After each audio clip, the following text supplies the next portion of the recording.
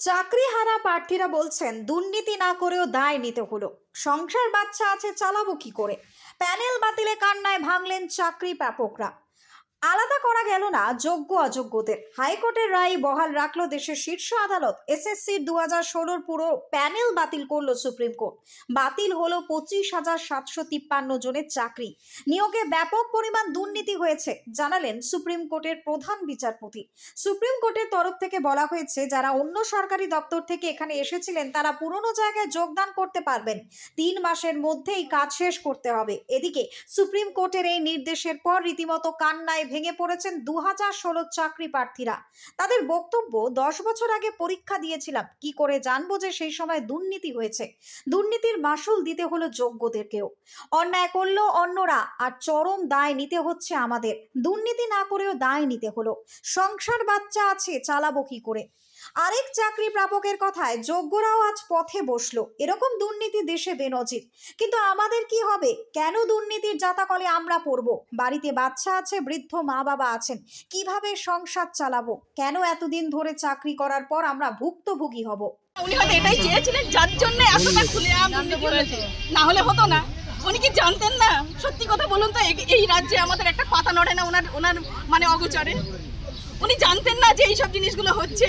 শিক্ষামন্ত্রীর বাড়িতে টাকা পাওয়া যাচ্ছে, লজ্জার বিষয়। কতটা লজ্জার বিষয় এটা? হ্যাঁ, লজ্জা করে না? ওকে তো 7 বার মানে ফাঁসি দেওয়া উচিত ছিল। জেলে কি করছে ও? বেঁচে আছে কেন এখনো? কি শাস্তি হয়েছে? ও জেলটা ওর জন্য উপযুক্ত জায়গা নয়।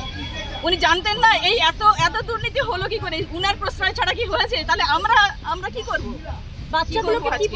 বাচ্চাগুলোকে এখন তো জানি না ওদের সামনে কি করে ফেস করবে। বলুন তো, অন্যায় না করে এরকম পরিস্থিতিতে কেমন লাগে? আমি জানি না আপনারা ফিল করতে পারছেন কিনা, বাট আমি জানি না ওদের সামনে গিয়ে কিভাবে দাঁড়াবো। আমি ইভেন বাড়িতেও ফিরতে পারবো না। আমি জানি না কোথায় যাবো। মানে সেই জায়গাটা নেই। বললাম তো, অনেকটা সংগ্রাম করলাম, জীবনের অর্ধেকটা মানে দিয়ে দিয়েছি আমি।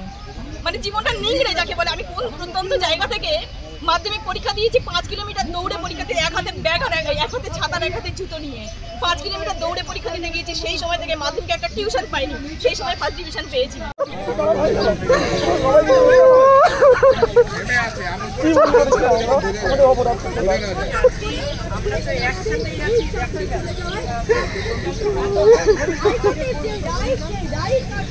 নির্দেশ দিয়েছে মূলত যে কলকাতা হাইকোর্টের যে রায়, সেই রায়টিকে আপেল করেছে এবং সেই যারা টেন্টেড ক্যান্ডিডেট, চিহ্নিত টেন্টেড ক্যান্ডিডেট, তাদের স্যালারি ফেরত দিতে হবে। এই চিহ্নিত টেন্টেড কারা? যারা after expiry of the panel, non listed candidate বা ওএমআর শিট ম্যানিপুলেশনের ফলে যারা চাকরি পেয়েছে তাদের স্যালারি ফেরত দিতে হবে। 3 মাসের মধ্যে নিয়োগ প্রক্রিয়া হবে। নতুন নিয়োগ প্রক্রিয়ায় যারা যোগ্য হবেন তারা পার্টিসিপেট করবেন। ব্যুরো রিপোর্ট, নিউজ বঙ্গ টাইম।